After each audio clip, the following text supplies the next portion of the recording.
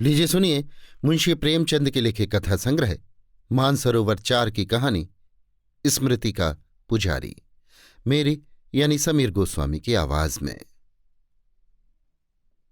महाशय होरीलाल की पत्नी का जब से देहांत हुआ वो एक तरह से दुनिया से विरक्त हो गए हैं। यों रोज कचहरी जाते हैं, अब भी उनकी वकालत बुरी नहीं है। मित्रों से राह रस्म भी रखते हैं, मेलों तमाशों में भी जाते हैं, पर इसलिए नहीं कि इन बातों से उन्हें कोई खास दिलचस्पी है, बल्कि इसलिए कि वो भी मनुष्य हैं और मनुष्य एक सामाजिक जीव है। जब उनकी स्त्री जीवित थी तब कुछ और ही बात थी। किसी न किसी बहाने से आए दिन मित्रों की दावतें होती रहती थीं। कभी गार्डन पार्टी है, कभी संगीत है, कभी जन्माष्टमी है, कभी होली है। मित्रों का सत्कार करने में जैसे उन्हें मजा आता था। लखनऊ से सफेदे आए हैं, अब जब तक दोस्तों को खिला न लें उन्हें चैन नहीं। कोई अच्छी चीज खरीदकर उन्हें यही धुन हो जाती थी कि इसे किसी को भेंट कर दें। जैसे और लोग अपने स्वार्थ के लिए तरह तरह के प्रपंच रचा करते हैं, वो सेवा के लिए षड्यंत्र रचते थे। आपसे मामूली जान पहचान है, लेकिन उनके घर चले जाइए तो चाय और फलों से आपका सत्कार किए बिना न रहेंगे। मित्रों के हित के लिए प्राण देने को तैयार और बड़े ही खुशमिजाज, उनके कहे ग्रामोफोन में भरने लायक होते थे। कोई संतान न थी, लेकिन किसी ने उन्हें दुखी या निराश नहीं देखा। मोहल्ले के सारे बच्चे उनके बच्चे थे और स्त्री भी उसी रंग में रंगी हुई। आप कितने ही चिंतित हों, उस देवी से मुलाकात होते ही आप फूल की तरह खिल जाएंगे। ना जाने इतनी लोकोक्तियां कहाँ से याद कर ली थी। बात बात पर कहावतें कहती थीं, और जब किसी को बनाने पर आ जाती तो रुलाकर छोड़ती थी। गृह प्रबंध में तो उसका जोड़ न था। दोनों एक दूसरे के आशिक थे और उनका प्रेम पौधों की कलम की भांति दिनों के साथ और भी घनिष्ठ होता जाता था। समय की गति उस पर जैसे आशीर्वाद का काम कर रही थी। कचहरी से छुट्टी पाते ही वो प्रेम का पथिक दीवानों की तरह घर भागता था। आप कितना ही आग्रह करें, पर उस वक्त रास्ते में 1 मिनट के लिए भी न रुकता था, और अगर कभी महाशय जी के आने में देर हो जाती थी तो वो प्रेम योगिनी छज्जे पर खड़ी होकर उनकी राह देखा करती थी। और 25 साल के अभिन्न सहचर ने उनकी आत्माओं में इतनी समानता पैदा कर दी थी कि जो बात एक के दिल में आती थी वही दूसरे के दिल में बोल उठती थी। ये बात नहीं कि उनमें मतभेद न होता हो, बहुत से विषयों में उनके विचारों में आकाश पाताल का अंतर था, और अपने पक्ष के समर्थन में और परपक्ष के खंडन में उनमें खूब झांव होती थी। कोई बाहर का आदमी सुने तो समझे कि दोनों लड़ रहे हैं और अब हाथापाई की नौबत आने वाली है, मगर उनके मुबाह से मस्तिष्क से होते थे। हृदय दोनों के एक, दोनों सहृदय, दोनों प्रसन्नचित्त, स्पष्ट कहने वाले, निष्प्रह, मानो देवलोक के निवासी हों। इसलिए पत्नी का देहांत हुआ तो कई महीनों तक हम लोगों को ये अंदेशा रहा कि ये महाशय आत्महत्या न कर बैठें। हम लोग सदैव उनकी दिलजोई करते रहते, कभी एकांत में न बैठने देते। रात को भी कोई न कोई उनके साथ लेटता था। ऐसे व्यक्तियों पर दूसरों को दया आती ही है। मित्रों की पत्नियां तो इन पर जान देती थी। उनकी नजरों में वो देवताओं के भी देवता थे। उनकी मिसाल दे देकर अपने पुरुषों से कहती, इसे कहते हैं प्रेम। ऐसा पुरुष हो तो क्यों न स्त्री उसकी गुलामी करे। जब से बीबी मरी है, गरीब ने कभी भरपेट भोजन नहीं किया, कभी नींद भर नहीं सोया। नहीं, तुम लोग दिल में मनाते रहते हो कि ये मर जाए तो नया ब्याह रचाएं। दिल में खुश होगे कि अच्छा हुआ मर गई, रोग टला, अब नई नवेली स्त्री लाएंगे। और तब महाशय जी का 45वां साल था, सुगठित शरीर था, स्वास्थ्य अच्छा, रूपवान, विनोदशील, संपन्न। चाहते तो दूसरा ब्याह कर लेते। उनके हाँ करने की देर थी। गरज के बावले कन्या वालों ने संदेशे भेजे। मित्रों ने भी उजड़ा घर बसाना चाहा, पर इस स्मृति के पुजारी ने प्रेम के नाम को दाग न लगाया। अब हफ्तों बाल नहीं बनते, कपड़े नहीं बदले जाते, घसीहारों सी सूरत बनी हुई है, कुछ परवाह नहीं। कहाँ तो मुंह अंधेरे उठते थे और 4 मील का चक्कर लगा आते थे। कभी अलसा जाते थे तो देवी जी घुड़कियां जमाती और उन्हें बाहर खदेड़ कर द्वार बंद कर लेती। कहाँ अब 8 बजे तक चारपाई पर पड़े करवटें बदल रहे हैं, उठने को जी नहीं चाहता। खिदमतगार ने हुक्का लाकर रख दिया, 2-4 कश लगा दिए। ना लाए तो गम नहीं, चाय आए पी ली, ना आए तो परवाह नहीं। मित्रों ने बहुत गला दबाया तो सिनेमा देखने चले गए, लेकिन क्या देखा और क्या सुना इसकी खबर नहीं। कहाँ तो अच्छे अच्छे सूटों का खप्त था, कोई खुशनुमा डिजाइन का कपड़ा आ जाए, आप एक सूट जरूर बनवाएंगे। वो क्या बनवाएंगे, उनके लिए देवी जी बनवाएंगी। कहाँ अब वही पुराने धुराने बदरंग सिकड़े सिकड़ाए ढीले ढाले कपड़े लटकाए चले जा रहे हैं, जो अब दुबलेपन के कारण उतारे से लगते हैं और जिन्हें अब किसी तरह सूट नहीं कहा जा सकता। महीनों बाजार जाने की नौबत नहीं आती। अब की कड़ाके का जाड़ा पड़ा तो आपने एक रुईदार नीचा लबादा बनवा लिया और खासे भगत जी बन गए। सिर्फ कंटोप की कसर थी। देवी जी होती तो ये लबादा छीनकर किसी फकीर को दे देती, मगर अब कौन देखने वाला है, किसे परवाह है वो क्या पहनते हैं और कैसे रहते हैं। 45 की उम्र में जो आदमी 35 का लगता था वो अब 50 की उम्र में 70 का लगता है। कमर भी झुक गई है, बाल भी सफेद हो गए हैं, दांत भी गायब हो गए। जिसने उन्हें तब देखा हो आज पहचान भी न सके। मजा ये है कि तब वो जिन विषयों पर देवी जी से लड़ा करते थे वही अब उनकी उपासना के अंग बन गए हैं। मालूम नहीं उनके विचारों में क्रांति हो गई है या मृतात्मा ने उनकी आत्मा में लीन होकर भिन्नताओं को मिटा दिया है। देवी जी को विधवा विवाह से घृणा थी, महाशय जी इसके पक्के समर्थक थे, लेकिन अब आप भी विधवा विवाह का विरोध करते हैं। आप पहले पश्चिमी या नई सभ्यता के भक्त थे और देवी जी का मजाक उड़ाया करते थे। अब इस सभ्यता की उनसे ज्यादा तीव्र आलोचना शायद ही कोई कर सके। इस बार यों ही अंग्रेजों के समय नियंत्रण की चर्चा चल गई। मैंने कहा, इस विषय में हमें अंग्रेजों से सबक लेना चाहिए। बस आप तड़प कर उठ बैठे और उन्मत्त स्वर में बोले, कभी नहीं, प्रलय तक नहीं। मैं इस नियंत्रण को स्वार्थ का स्तंभ, अहंकार का हिमालय और दुर्बलता का सहारा समझता हूं। एक व्यक्ति मुसीबत का मारा आपके पास आता है, मालूम नहीं कौन सी जरूरत उसे आपके पास खींच लाई है, लेकिन आप फरमाते हैं मेरे पास समय नहीं। ये उन्हीं लोगों का व्यवहार है जो धन को मनुष्यता के ऊपर समझते हैं, जिनके लिए जीवन केवल धन है। जो व्यक्ति सहृदय है वो कभी इस नीति को पसंद न करेगा। हमारी सभ्यता धन को इतना ऊंचा स्थान नहीं देती थी। हम अपने द्वार हमेशा खुले रखते थे, जिसे जब जरूरत हो हमारे पास आए, हम पूर्ण तन्मयता से उसका वृत्तांत सुनेंगे और उसके हर्ष या शोक में शरीक होंगे। अच्छी सभ्यता है। जिस सभ्यता की स्पिरिट स्वार्थ हो वो सभ्यता नहीं है, संसार के लिए अभिशाप है, समाज के लिए विपत्ति है। इस तरह धर्म के विषय में भी दंपत्ति में काफी वितंडा होता रहता था। देवी जी हिंदू धर्म की अनुगामिनी थी, आप इस्लामी सिद्धांतों के कायल थे, मगर अब आप भी पक्के हिंदू हैं, बल्कि यों कहिए कि आप मानव धर्मी हो गए हैं। एक दिन बोले, मेरी कसौटी तो है मानवता। जिस धर्म में मानवता को प्रधानता दी गई है बस उसी धर्म का मैं दास हूं। कोई देवता हो या नबी या पैगंबर, अगर वो मानवता के विरुद्ध कुछ कहता है तो मेरा उसे दूर से सलाम है। इस्लाम का मैं इसलिए कायल था कि वो मनुष्य मात्र को एक समझता है, ऊंच नीच का वहां कोई स्थान नहीं है। लेकिन अब मालूम हुआ कि ये समता और भाईपन व्यापक नहीं, केवल इस्लाम के दायरे तक परिमित है।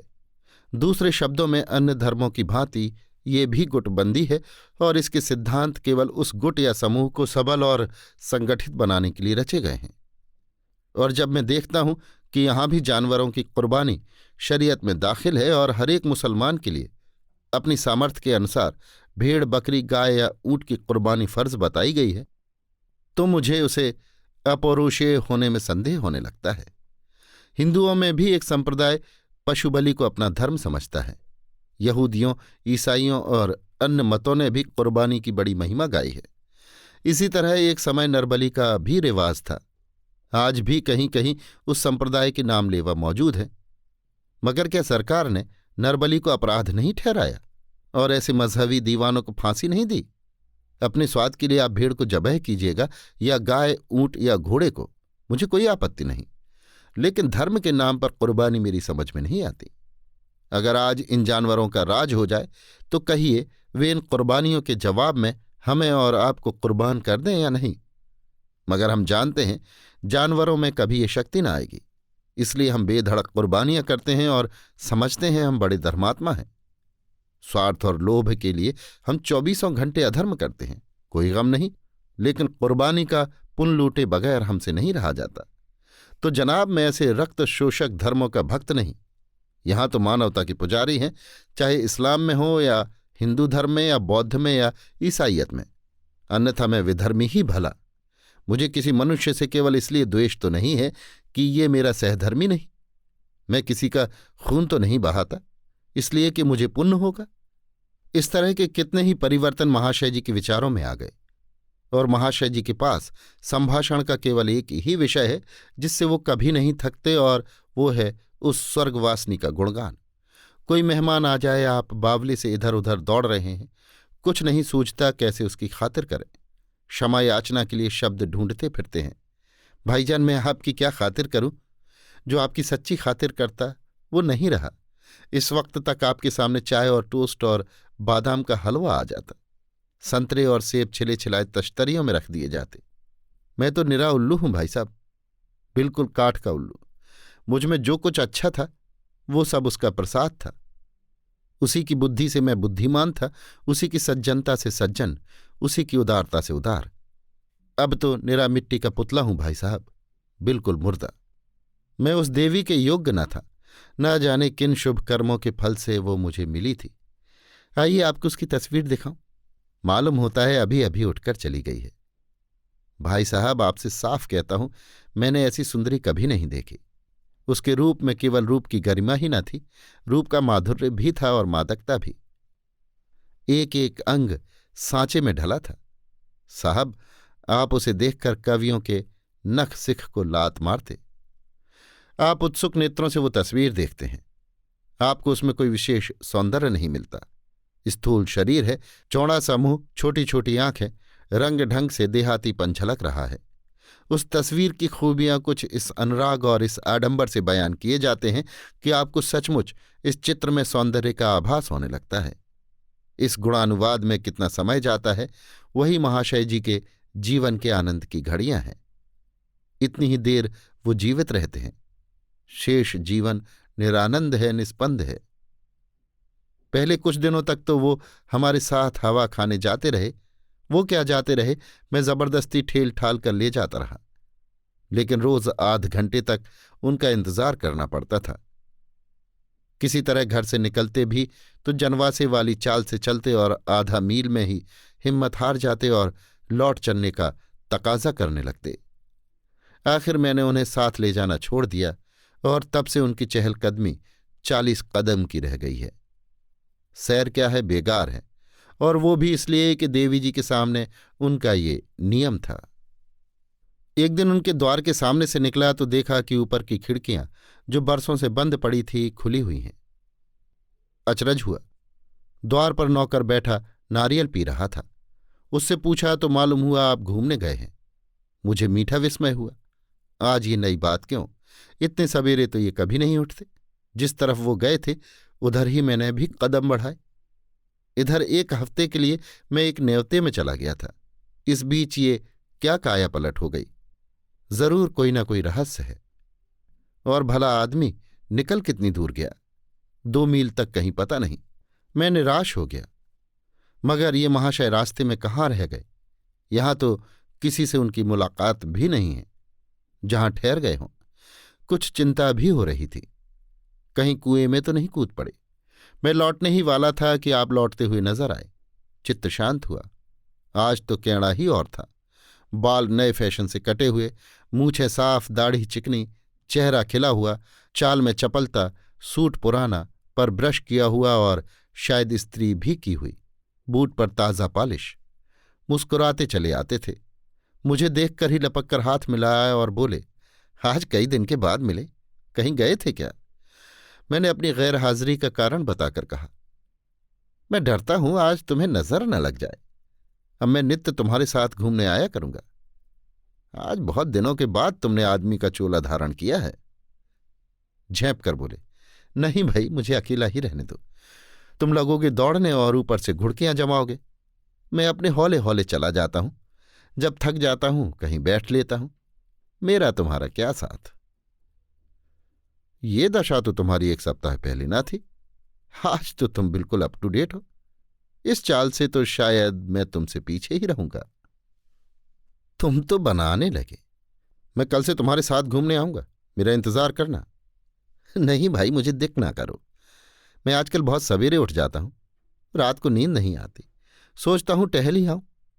तुम मेरे साथ क्यों परेशान हो गए? मेरा विस्मय बढ़ता जा रहा था। ये महाशय हमेशा मेरे पैरों पड़ते थे कि मुझे भी साथ ले लिया करो। जब मैंने इनकी मंथरता से हार कर इनका साथ छोड़ दिया, तब इन्हें बड़ा दुख हुआ। दो एक बार मुझसे शिकायत भी की, हाँ भाई अब क्यों साथ दोगे? अभागों का साथ किसने दिया है? या तुम कोई नई रीत निकालोगे?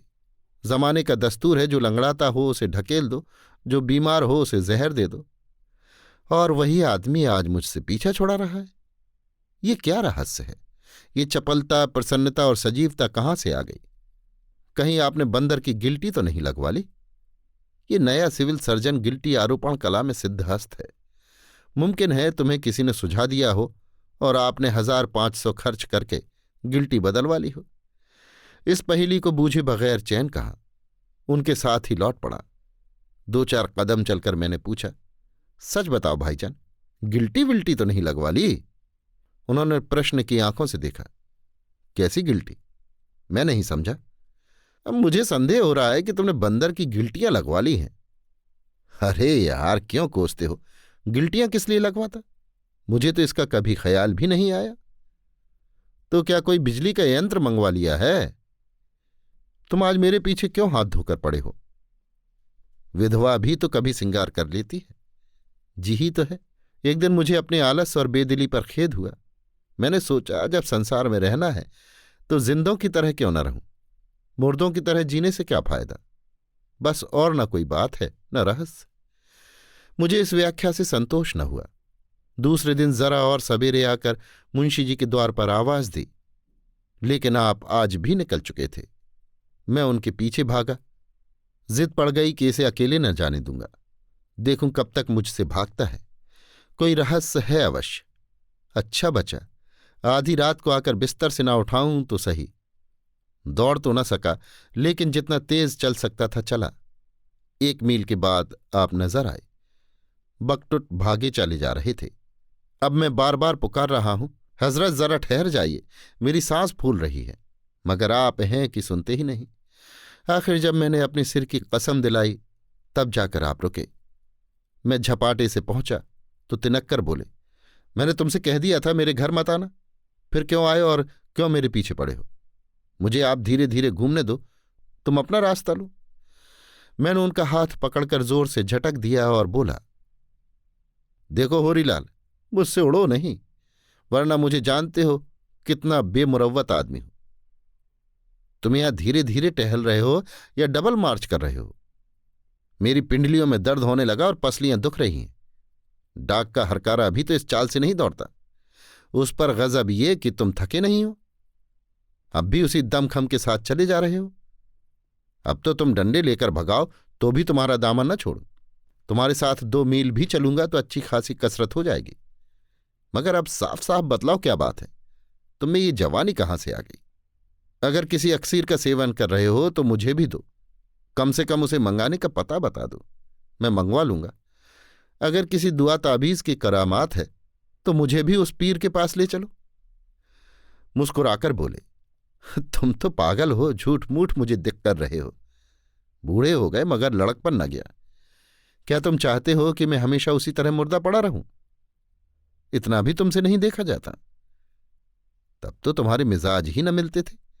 कितनी चिरौरी की कि भाईजान इस भकुए को भी साथ ले लिया करो, मगर आप नखरे दिखाने लगे। अब क्यों मेरे पीछे पड़े हो? ये समझ लो, जो अपनी मदद आप करता है उसकी मदद परमात्मा भी करते हैं। मित्रों और बंधुओं की मुरव्वत देख ली, अब अपने बूते पर चलूंगा। वो इसी तरह मुझे कोसते जा रहे थे और मैं उन्हें छेड़ छेड़ कर और भी उत्तेजित कर रहा था कि एकाएक उन्होंने उंगली मुंह पर रखकर मुझे चुप रहने का इशारा किया और जरा कद और सीधा करके और चेहरे पर प्रसन्नता और पुरुषार्थ का रंग भर मस्तानी चाल से चलने लगे। मेरी समझ में जरा भी न आया ये संकेत और बहुरूप किस लिए। वहां तो दूसरा कोई था भी नहीं। हाँ, सामने से एक स्त्री चली आ रही थी, मगर उसके सामने इस पर्देदार की क्या जरूरत? मैंने तो उसे कभी देखा भी न था। आसमानी रंग की रेशमी साड़ी जिस पर पीला लेस टका था, उस पर खूब खिल रही थी। रूपवती कदापि न थी, मगर रूप से ज्यादा मोहक थी उसकी सरलता और प्रसन्नता। एक बहुत ही मामूली शक्ल सूरत की औरत इतनी नयनाभिराम हो सकती है, ये मैं न समझ सकता था। उसने होरीलाल के बराबर आकर नमस्कार किया। होरीलाल ने जवाब में सिर तो झुका दिया, मगर बिना कुछ बोले आगे बढ़ना चाहते थे कि उसने कोयल के स्वर में कहा, क्या अब लौटिएगा नहीं? आप अपनी सीमा से आगे बढ़े जा रहे हैं। और हाँ, आज तो आपने मुझे देवी जी की तस्वीर देने का वादा किया था, शायद भूल गए। आपके साथ चलूं? महाशय जी कुछ ऐसे बौखलाए हुए थे कि मामूली शिष्टाचार भी न कर सके। यों वो बड़े ही भद्र पुरुष हैं और शिष्टाचार में निपुण, लेकिन इस वक्त जैसे उनके हाथ पांव फूले हुए थे।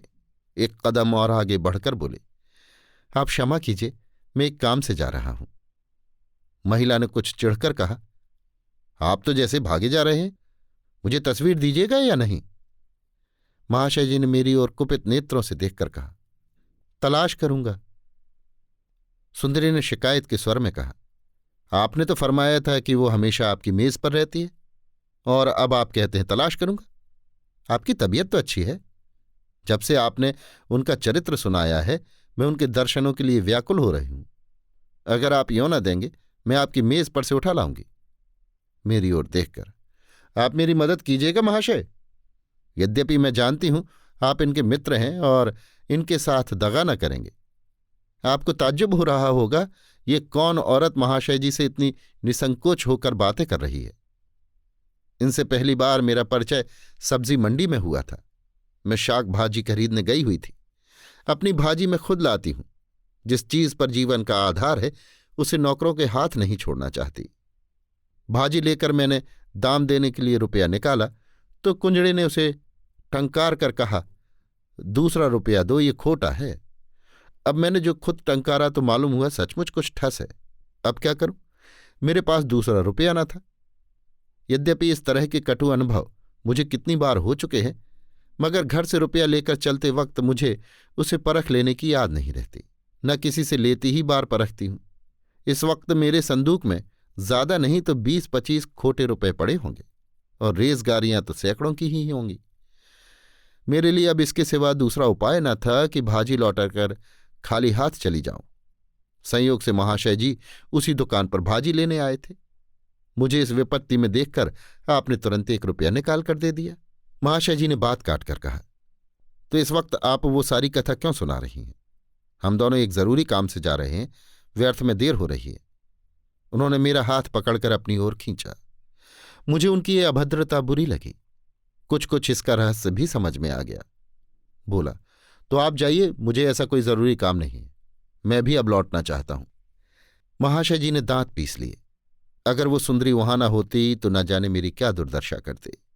एक क्षण मेरी ओर अग्नि भरे नेत्रों से ताकते रहे, मानो कह रहे हों, अच्छा इसका मजा न चखाया तो कहना, और चल दिए। मैं देवी के साथ लौटा। सहसा उसने हिचकिचाते हुए कहा, मगर नहीं, आप जाइए, मैं उनके साथ जाऊंगी। शायद मुझसे नाराज हो गए हैं। आज 1 सप्ताह से मेरा और उनका रोज साथ हो जाता है, और अब अपनी जीवन कथा सुनाया करते हैं। कैसी नसीब वाली थी वो औरत जिसका पति आज भी उसके नाम की पूजा करता है। आपने तो उन्हें देखा होगा। क्या सचमुच इन पर जान देती थी? मैंने गर्व से कहा, दोनों में इश्क था, और जब से उनका देहांत हुआ ये दुनिया से मुंह मोड़ बैठे।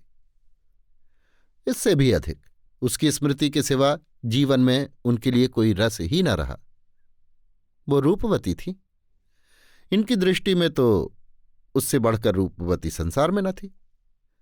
उसने 1 मिनट तक किसी विचार में मग्न रहकर कहा, अच्छा आप जाएं, मैं उनके साथ बात करूंगी। ऐसे देवता पुरुष की मुझसे जो सेवा हो सकती है उसमें क्यों दरेग करूं। मैं तो इनका वृत्तांत सुनकर सम्मोहित हो गई हूं। मैं अपना समूह लेकर घर चला आया। इत्तेफाक से उसी दिन मुझे एक जरूरी काम से दिल्ली जाना पड़ा। वहां से 1 महीने में लौटा, और सबसे पहला काम जो मैंने किया वो महाशय होरीलाल का क्षेम कुशल पूछना था। इस बीच में क्या क्या नई बातें हो गई ये जानने के लिए अधीर हो रहा था। दिल्ली से इन्हें एक पत्र लिखा था, पर इन हजरत में ये बुरी आदत है कि पत्रों का जवाब नहीं देते। सुंदरी से इनका अब क्या संबंध है? आमदरफ्त जारी है या बंद हो गई, उसने इनके पत्नी व्रत का क्या पुरस्कार दिया या देने वाली है, इस तरह के प्रश्न दिल में उबल रहे थे। मैं महाशय जी के घर पहुंचा तो 8 बज रहे थे। खिड़कियों के पट बंद थे। सामने बरामदे में कूड़े करकट का ढेर था। ठीक वही दशा थी जो पहले नजर आती थी। चिंता और बढ़ी। ऊपर गया तो देखा आप उसी फर्श पर पड़े हुए जहां दुनिया भर की चीजें बेढंगेपन से अस्तव्यस्त पड़ी हुई हैं, एक पत्रिका के पन्ने उलट रहे हैं। शायद 1 सप्ताह से बाल नहीं बने थे। चेहरे पर जर्दी छाई थी। मैंने पूछा, आप सैर करके लौट आए क्या? सिटपटाकर बोले, अजी सैर सपाटे की कहाँ फुर्सत है भाई, और फुर्सत भी हो तो वो दिल कहाँ है?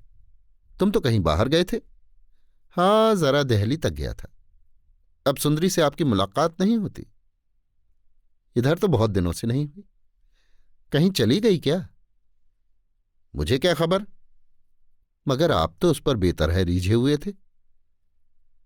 मैं उस पर रीझा था? आप सनक तो नहीं गए हैं? जिस पर रीझा था, जब उसी ने साथ न दिया तो अब दूसरों पर क्या रीझूंगा? मैंने बैठकर उनकी गर्दन में हाथ डाल दिया और धमका कर बोला, देखो होरीलाल, मुझे चकमा न दो। पहले मैं तुम्हें जरूर व्रतधारी समझता था, लेकिन तुम्हारी वो रसिकता देखकर, जिसका दौरा तुम्हारे ऊपर 1 महीना पहले हुआ था, मैं ये नहीं मान सकता कि तुमने अपनी अभिलाषाओं को सदा के लिए दफन कर दिया है। इस बीच में जो कुछ हुआ है उसका पूरा पूरा वृतांत मुझे सुनाना पड़ेगा, वरना समझ लो मेरी और तुम्हारी दोस्ती का अंत है। होरीलाल की आंखें सजल हो गईं। हिचक हिचक कर बोले, मेरे साथ इतना बड़ा अन्याय मत करो भाईजान।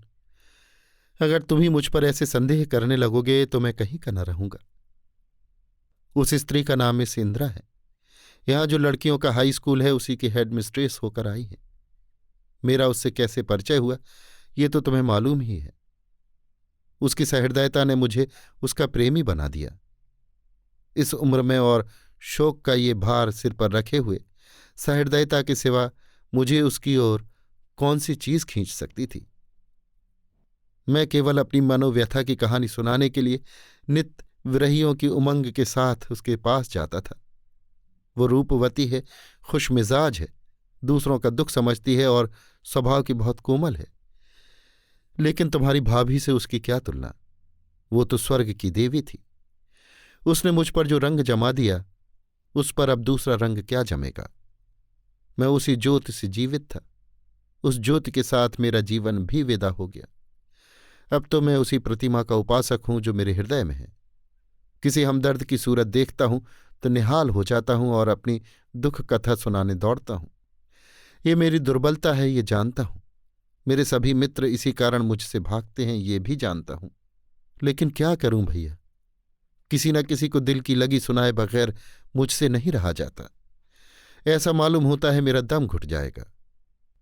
इसलिए जब मिस इंदिरा की मुझ पर दया दृष्टि हुई तो मैंने इसे देवी अनुरोध समझा और उस धुन में जो मेरे मित्रवर्ग दुर्भाग्यवश उन्माद समझते हैं वो सब कुछ कह गया जो मेरे मन में था और है एवं मरते दम तक रहेगा।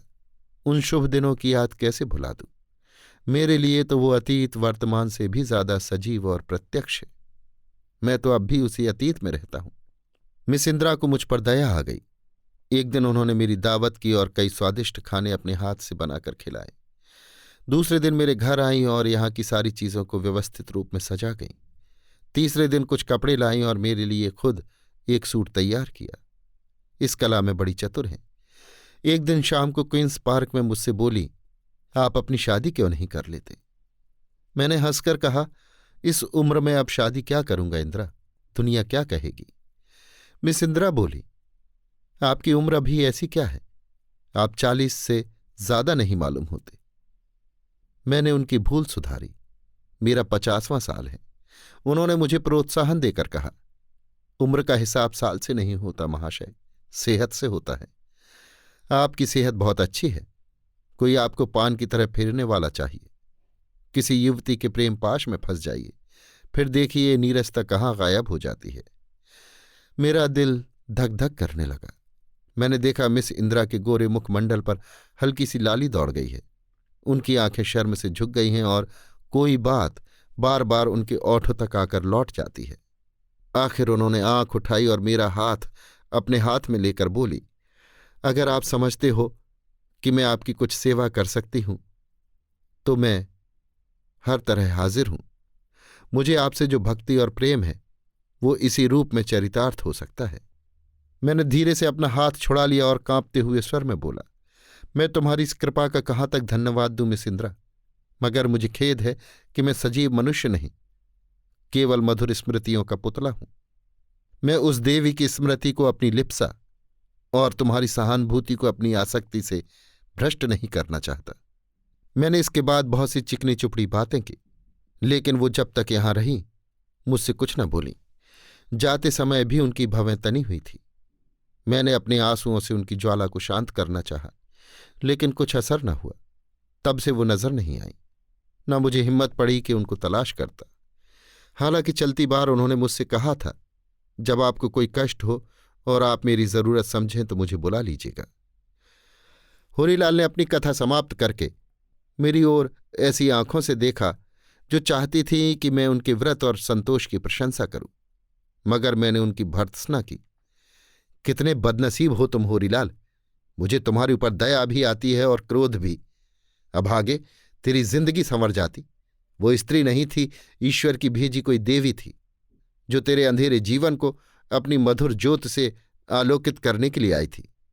तूने स्वर्ण सा अवसर हाथ से खो दिया। होरीलाल ने दीवार पर लटके हुए अपनी पत्नी के चित्र की ओर देखा और प्रेम पुलकित स्वर में बोले, मैं तो उसी का आशिक हूं भाईजान, और उसी का आशिक रहूंगा।